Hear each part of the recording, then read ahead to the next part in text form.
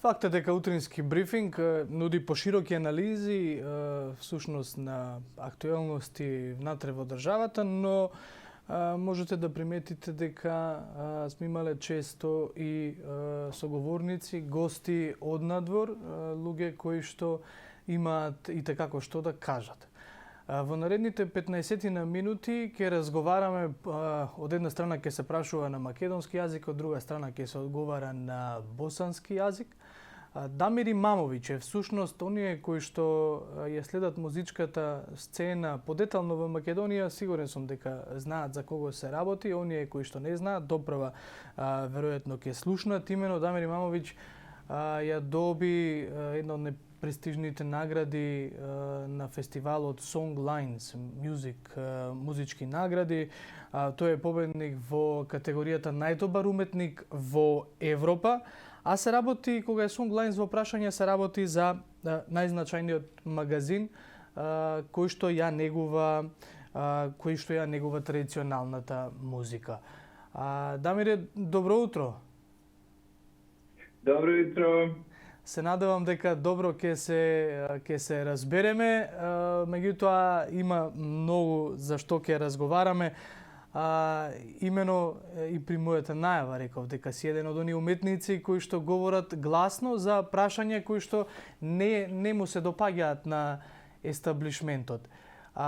Пред се, да речам, во една година кога пандемијата ја сопре и музиката на некој начин, особено оние јавни настапи во живо, го доби ова престижно признание за кое што цела Босна и Херцеговина пишуваше. Кратко, што значи оваа награда за Дамир Имамовиќ? Па значи сигурно пуно, значи сигурно едно лиепо признање за минули рад, поготово што долази у ово прилично ужасно вриеме када смо сви ми музичари осуđeni да сjedimo kući, da ne možemo nažalost da radimo baš svoj posao kako smo navikli, kako je publika to od nas navikla.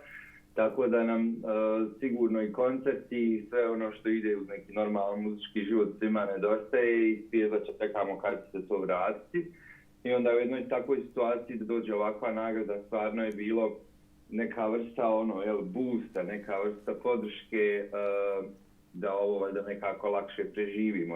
Ona uključuje naravno taj neki moj minuli rad, ali najviše rad na albumu koji je isto tako, koji se zove Singer of Tales, koji sam izdao za londonsku kuću Rust Records baš opet na početku samom pandemije. I evo, čini mi se po interesu i medija i publike i kolega, čini mi se da je ova nagrada nekako stavila u prvi plan i Sevdah i naravno je to što ja moju neku viziju Sevdaha i kako ja to vidim i to stvarno jako sam zahvalan i zbog konkurencije koja je bila jaka i zbog stvarno predivnog načina promoviranja i mog rada i naravno Sevdaha. И кога требаше ова да биде година на уметниците, година на особено твоја лична година со закажани настапи во Брајтон, во Манчестер, се случи пандемија. Пошто оваа пандемија може да се, всушност дали може да се направи паралела помеѓу оваа пандемија, денови на локдаун кога и во Сараево како и во Скопје беа затворени улиците, наликува на можеби она Сараево во 90-тите? Pa svima nama koji smo, ja sam bio dijete kada je bila opsada Sarajeva i sjećam se naravno svega jako dobro, ali sam bio mali i svima nam je naravno svaka kriza, svako zatvaranje, puste ulice, nemogućnost putovanja te odmah podsjeća na najgore stvari. Ali naravno, teško je praviti paralele, rat je nešto užasno i rat je nešto što je sigurno neuporedivo bilo čim drugim, bilo bi nefer porediti, ali definitivno nama koji smo prošli kroz raspad Jugoslavije i ratove, sigurno osjetili smo neku vrstu reminiscencije koja je bila bolna. Кога прв пат го слушнав Севдахот како жанр, како мелодија, и веднаш откако пробав да дознам малку повеќе за музиката, имав прилика и да поразговарам со колеги твои од Босна и Херцеговина, од Сараево. Една од најблиските компарации на Севдахот беше дека наликува на португалското фадо, меѓутоа има свој идентитет. Се работи за генеричка, автентична музика. Имамовиќ, што е Севдахот по твојата креација? Pa meni je interesantno kako se to šta je Sevdah mijenja u zavisnosti od toga s kim razgovarate. Jel? Naravno, na našem području bivše Jugoslavije, pogotovo ova istočna strana, Bosna, Srbija, Crna Gora, Makedonija, mi jako dobro znamo tu muziku i ona nas podsjeća i na djetinjstvo i podsjeća nas na mnoge važne priče iz prošlosti. Jel? I nama ne treba ta paralela sa tim nekim poznatim žanrovima različitih vrsta muzike tipa fado, tango, flamenko, ne znam, rembertiko, grčki i to. Ali interesantno kada sam počeo da nastupam na međunarodnoj sceni i radio neke prve koncerte u Italiji, Njemačkoj, Švicarskoj, pa u Americi, a i kasnije i širom svijeta, recimo u zemljama gdje apsolutno nemaju nikakvu ideju, čak nisu baš ni sigurni gdje je Bosna i gdje je Sarajevo i gdje je Balkan uopšte. Tipa bio sam u Meksiku, u Kini i tako nekim mjestima, Indiji, Japanu. Njima je cijeli taj Balkan, cijela istočna Europa je njima naravno jedan dio svijeta. Kao što je i nama, ako ćemo iskreno, da se ne lažemo, kad kažemo Indija, mi mislimo na Indiju, indijsku muziku i cari, i kari, i sicari, tako. Izgubimo iz vida koliko je velika Indija i da tu imate preko 1 milijardu stanovnika i nekih 300 jezika i dijalekata i tako. I tako da mi je interesantno da na toj međunarodnoj sceni vi morate praviti poređenja s ljudima da bi im objasnili šta je Sevdah. I šta je uopšte bilo koja naša muzika, ili makedonska, ili ne znam, grčka, ili bilo koja balkanska. I onda je njima lakše kad im uporedite to sa fadom, zbog te neke melanholije koju mi nosimo, pa onda možda sa nekim drugim žanrovima. Naravno, uvijek je to balkanski blues ili bosanski blues je nešto što je njima lakše razumjeti. I meni je interesantno kako se i mi koji radimo tu muziku, koji izvodimo tu muziku, nekako sami pokušavamo prilagoditi tim različitim vrstama publike. Međutim, ono što je za Sevdah stvarno vrlo vrijedno je da je, iako je pod velikim utjecajem, ne znam, i nekada bio i turske muzike i drugih žanrova, opet je uvijek ostao jedna pjesma na bosanskom jeziku koja priča priču. I najljepše sevdalinke koje najduže traju su pjesme koje pričaju priču. I zato se i moj posljednji album zove Singer of Tales, ili pjevač koji priča priče svojim pjesmama. Tako da je, to je ono što je ljudima važno i čak i ako ne razumiju jezik, u stanju su da shvate tu neku naraciju. Tak. Damir Imamović, iako не е поврзан со политичките прашања кои што Македонија ги има со своите соседи, едно решено, она со Грција, сега друго наметнато со Бугарија. Во решавањето на тие политички спорови се правеа центри за размена на култура, каде што на некој начин ќе помогне да се зацврсти идентитетот на одредена држава преку јазикот, преку она што го креира како музика.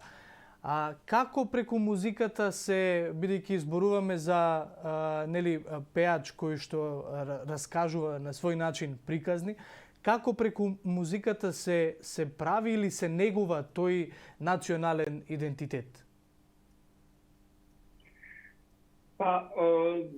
Sigurno je kultura i prije svega muzika i pjesme su nešto što je jako važno za razvoj svakog identiteta i lokalnog i nacionalnog i regionalnog i tako.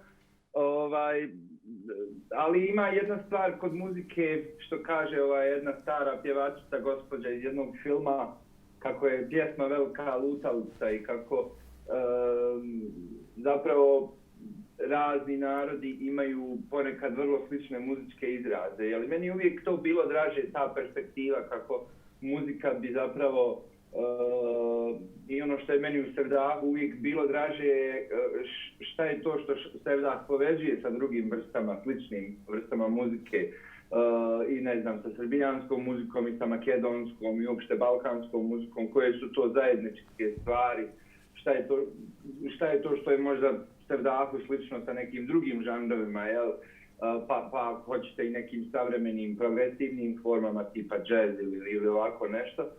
To mi je uvijek bilo draže nego ganjati tu neku diferenciju koja je odvaja od stvari. Mislim da je umjetnost najvažnija i najbolja kada povezuje te različite identitete, a ne kada ih razdvaja. Jer kada uđete u područje razdvajanja i autentičnosti i borbe oko autentičnosti, to je nažalost vrlo često prostor svađe, politike, razmirica i mislim da kada nas umjetnike pozivaju da rješavamo te probleme, to je obično političari zakuhaju, a mi moramo da rješavamo i da se mirimo.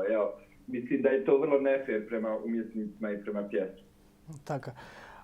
Бидејќи сме некаде при крај на разговорот, би било одлична увертира за втората тема. Кај нас, Дамире, музичарите во петок најавија протест, бидејќи се незадоволни од преземените мерки во однос на справувањето со пандемијата, иако се олабавуваат, мора тоа да го признаеме, сепак тие се наоѓаат на некој начин дискриминирани. Каква е ситуацијата во Босна и Херцеговина? Pa vrlo slična, vrlo slična. Bosna ima taj problem etničke idijeljenosti, što zapravo je vrlo teško. Svaki kanton, svaka pokrajina donosi zakone za sebe kada su u pitanju ti javni nastupi i tako. I vrlo je teško doći do neke unificirane regulacije javnih nastupa. To ovdje tek sad polako sporo kreće, mjere se ublažavaju, brojke su prilično pale. Ja pouzdano znam da mislim da ćemo tek kada ova pandemija potpuno prođe biti svjesni koliko je ona oštetila muzičku branšu, uopšte muzički posao. Ja imam stvarno nekih dragih prijatelja i prijateljica koji su izvanredni muzičari i koji su se nakon, 20-ak godina bavljenja muzikom morali odlučiti na to da nađu neki drugi posao, I to je velika šteta i velika tuga za mene lično, jer vidim da su ljudi izgubili živce, na kraju krajeva ostalo su bez primanja, ostalo su bez sredstava za život i morali su da nađu neka druga zanimanja, bar privremeno. Hoće li se to vratiti, u kojoj mjeri će ta muzička scena da se oporavi? Mislim da uvijek vlasti mogu raditi više, ljudi koji organizuju taj društveni javni život. I u svakom slučaju podržavam uvijek muzičare koji traže svoja prava, pogotovo kad znate, nas sve zaboli te neke stvari koje su vrlo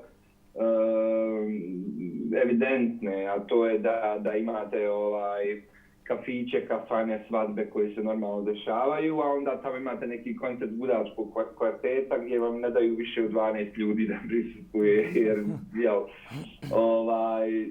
trenira se strogoća na onima na kojima se može, to je uvijek loše. U svakom slučaju, nadam se da će ovo vrlo brzo proći i opet s druge strane svjestan sam da nas treba malo strpljenja jer nismo ni sigurni da li će se pandemija vratiti na jesen i u kojoj mjeri, da li će biti to povratak brojki oboljelih ili neće, da li će vakcinacija proći, tako da smo svi zapravo još uvijek u nekom grču iz kojih nam želim svima da što prije izađemo. Tak. Damir Imamović, bosansko-hercegovački umetnik, Јас ке ти се заблагодарам и беше задоволство што го имавме овој разговор, овие 15 на минути. Сите оние прашања кои што не успеав да ги поставам, во однос на каде е Босна сега со филмската индустрија, со номинацијата на филмот Каде одиш, Аида, како и останатите прашања кои што пред се однесуваат на балканскиот идентитет и она што го говориш и ти во разговор за Guardian, дека на Балканот нема место за фашисти и хомофоби, се итекако интересни прашања за разговор, меѓутоа претпоставувам и верувам дека ќе имаме повторно прилика да разговараме. Ти благодарам. Сигурно ти благодарам. Поздрав свима.